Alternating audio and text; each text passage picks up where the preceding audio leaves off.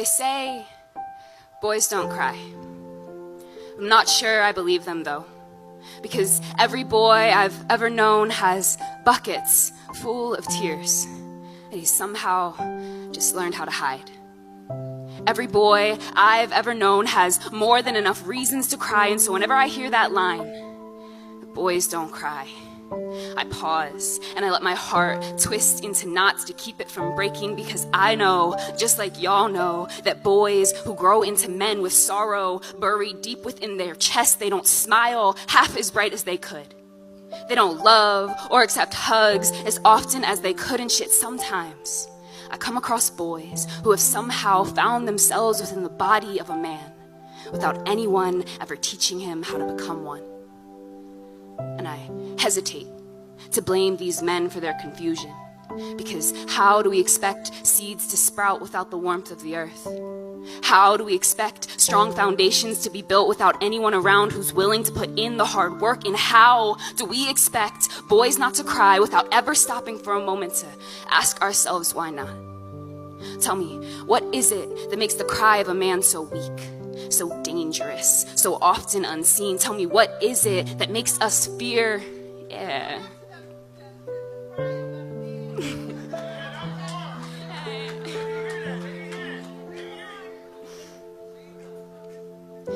Tell me, what is it? Hold on, I got this. You got me.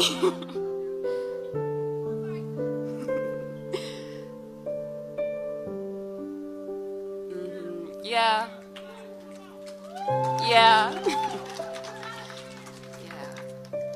Tell me, why is the cry of a man so weak, so dangerous, so often unseen? Tell me, what is it that makes us fear the things that men feel? And listen, I get it. This is all a deeply rooted issue, and men are traditionally considered our protectors, and they're meant to lead us fearlessly. But if one of y'all, if any of y'all, could please explain to me how a man is ever going to provide for somebody when he barely has enough room to breathe, when every crevice in his body is overflowing with unexpressed feelings and silenced dreams? Tell me, you really think boys don't cry? What about all the times you did? All the times you made him choke back his sadness, his excitement, all the times he was left alone, was frightened? What about then? And what is it about his emotions and their existence that makes you so angry?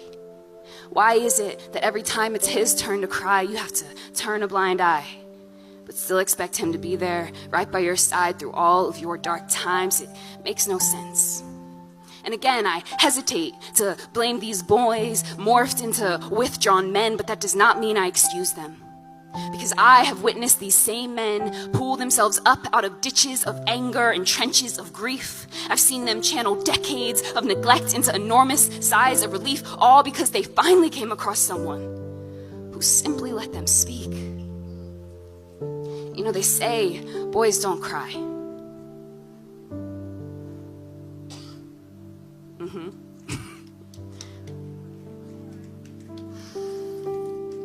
They say boys don't cry. In some cases, I guess that's true.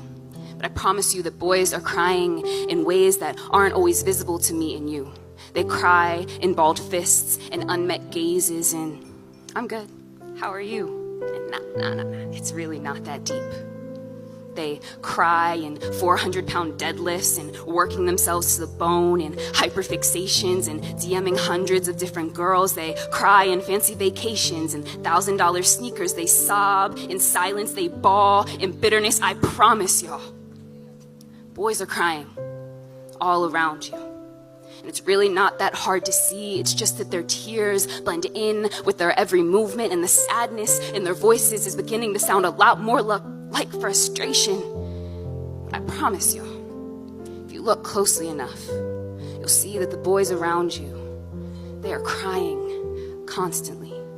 Peace.